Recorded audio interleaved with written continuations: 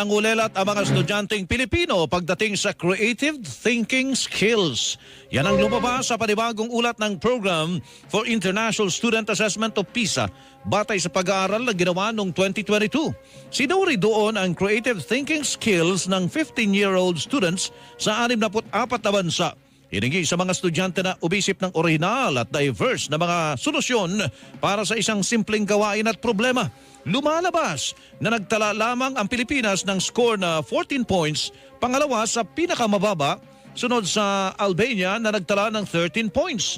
Ang average score ay 33 points. Ang mga estudyante mula Singapore, South Korea, Canada, Australia, New Zealand, Estonia at Finland ang lumabas na pinakamahusay sa creative thinking.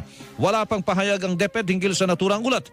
Matatandaang sa hiwalay na assessment noong pang 2022, pang-anim sa pinakakulelat ang Pilipinas sa 81 bansa pagdating